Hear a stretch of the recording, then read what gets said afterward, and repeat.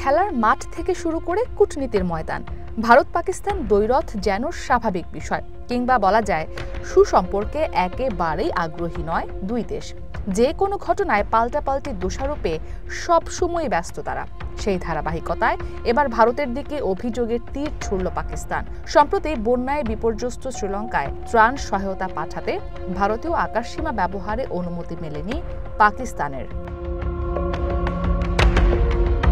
পাকিস্তানের সংবাদ মাধ্যম ডন এক প্রতিবেদনে জানায়, স্থানীয় সময় মঙ্গলবার পাকিস্তানের পররাষ্ট্র দপ্তর এক্সে দেয়া এক বিবৃতিতে বিষয়টি নিশ্চিত করেছে। সেখানে বলা হয়, ঘূর্ণিঝড় দিতওয়ার প্রভাবে শ্রীলঙ্কায় সৃষ্ট বন্যা ও ভূমিধসে মানবিক সহায়তা পাঠাতে ভারতের আকাশসীমা ব্যবহারের অনুমতি চায় পাকিস্তান, কিন্তু নয়াদিল্লি তা খারিজ করে দেয়।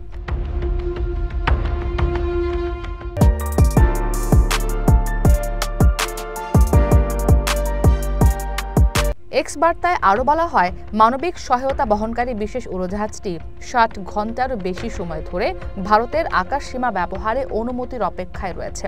৪৮ ঘণ্টা পর গত রাতে ভারত যে আংশিক উড্ডয়ন অনুমতি দিয়েছে তা কার্যত বাস্তবসম্মত নয়। মাত্র কয়েক ঘণ্টার জন্য সীমিত সময় নির্ধারণ করা হয়েছিল।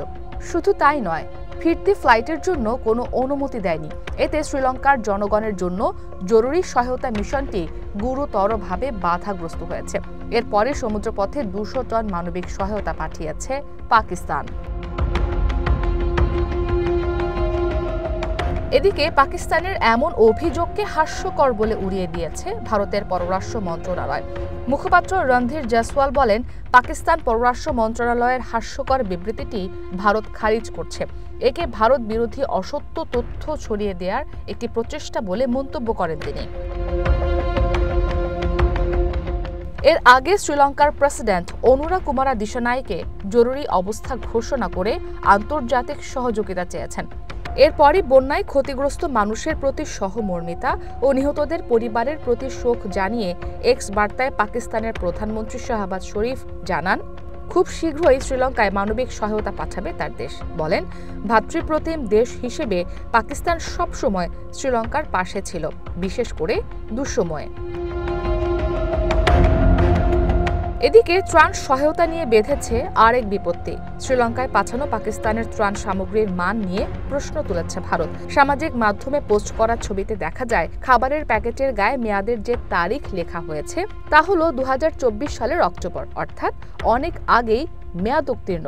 এই ঘটনায় তীব্র সমালোচনার মুখে পড়েছে পাকিস্তান। তবে এ বিষয়ে এখনও কোনো মন্তব্য করেনি দেশটি। ইসরাত মুক্তি, ওয়ান ইন্টারন্যাশনাল ডেস্ক।